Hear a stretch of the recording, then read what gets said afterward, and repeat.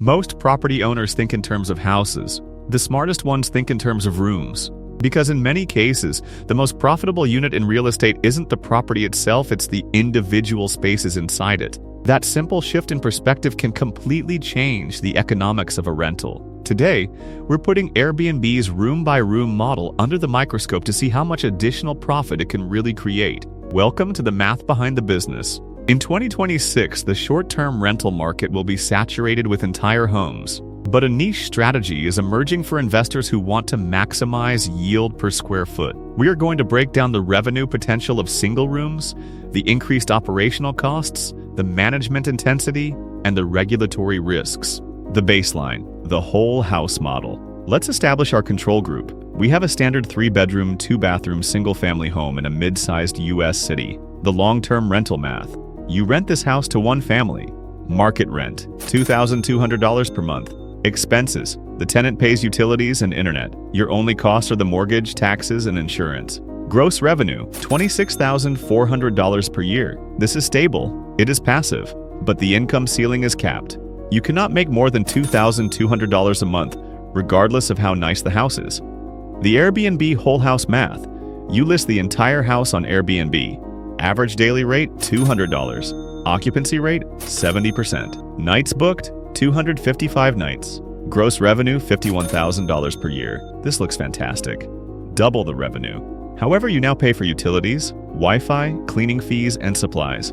Your expenses jump by roughly $8,000 to $10,000 a year. Net operating income, roughly $41,000. This is the standard play. But what if we break the house apart? The room hack. The revenue multiplier. Here is the room hack strategy. Instead of renting the house as one unit, you rent the 3 bedrooms individually. You market to solo travelers, digital nomads, or students who cannot afford a $200 nightly rate for a whole house. The pricing. A private room rents for roughly $75 to $90 per night. Let's use $80. The occupancy advantage. It is easier to fill a room for $80 than a house for $200. Budget travelers are abundant. Let's assume a slightly higher occupancy rate of 80%. The revenue calculation, room 1, $80 times 292 nights equals $23,360. 3 rooms, 3 times $23,360. Total gross revenue, $70,080 per year. Compare this to the models in Section 1. Long-term rental, $26,400. Airbnb whole house, $51,000. Room hack, $70,080. You just generated $19,000 more revenue per year with the exact same asset. The walls are the same. The roof is the same. The location is the same. You simply changed the unit of sale. This is the power of unbundling. You are selling microtransactions instead of a bulk purchase. The total revenue increases because you capture the budget segment of the market that a whole house ignores. The expense trap. The cost of unbundling, revenue, is vanity, profit is sanity. The room hack generates more revenue, but it also generates significantly more expenses and management headaches. 1. Utility inflation. When a single family lives in a house, they are somewhat conservative with the thermostat.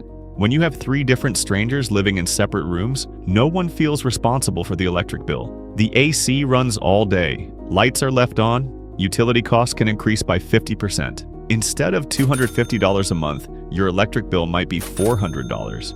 2. The common area problem. You are renting private rooms, but the kitchen, living room, and bathrooms are shared.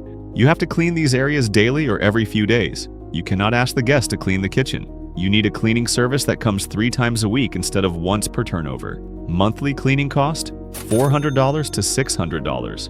3. Consumables. Toilet paper, paper towels, hand soap, and cooking oil. In a whole house rental, the guest buys these. In a room rental, especially for short stays, the host must provide them. This is a small but constant leak. $100 to $150 per month. 4. Turnover costs. With 3 rooms, you have 3 times the turnover. Guests check in and out at different times. You're managing 3 different booking calendars. Coordinate key exchanges for 3 different people. The operational friction is 3 times higher than a whole house rental. The profit margin calculation. Let's run the net operating income for the room hack. Revenue, $70,080. Expenses, mortgage, tax, insurance, $18,000. Utilities, electric, gas, water, internet, $6,000. Cleaning and supplies, $6,000.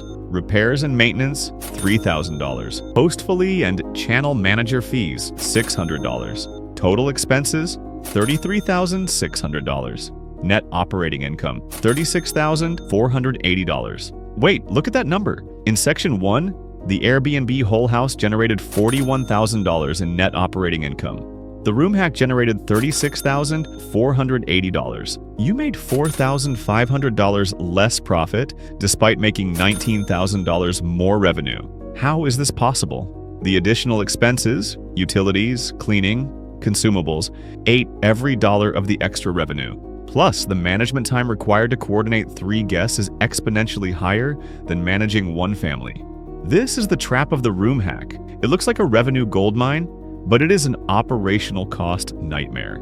It is only profitable if you can keep expenses extremely low, perhaps by doing the cleaning yourself or if utility rates are stable. The exceptions. When does the Room Hack win? Does this mean the Room Hack is a bad idea? No, it just means it requires specific conditions to win. Condition 1. High demand events. Imagine a house near a university or a major event center like a stadium. During graduation weekend or a big game, hotels sell out.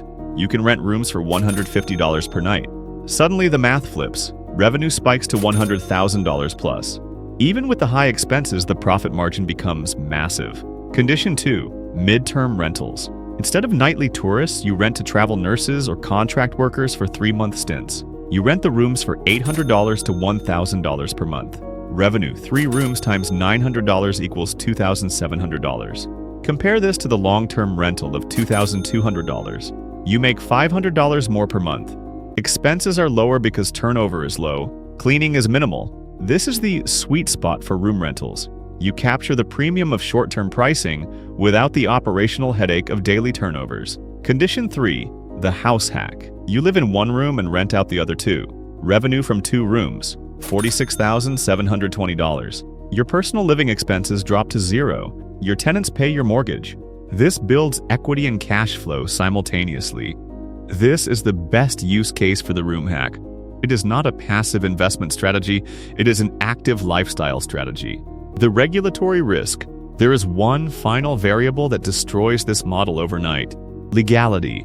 Many cities have zoning laws. They may allow short-term rentals for whole houses with a license, but they often classify renting rooms to strangers as a boarding house or lodging house. This requires different fire safety codes, sprinkler systems, and commercial licenses. If the city inspectors find out you are operating a de facto hotel with 3 strangers, they can shut you down and fine you thousands of dollars. Always check local ordinances. The math does not matter if the business is illegal. The Room Hack is a double-edged sword. It maximizes revenue per square foot by unbundling the asset, but it maximizes headache per square foot by multiplying the tenants. It is rarely the best strategy for a remote investor looking for passive income. The expenses and management intensity usually erase the profit margin. However, for the owner-occupant looking to live for free or the operator targeting specific high-demand events, the Room Hack turns a standard house into a high-yield machine. If this breakdown helped you see the numbers behind the walls, let me know in the comments. And if you want to see the math behind other real estate strategies, hit that subscribe button. We have a lot more to uncover.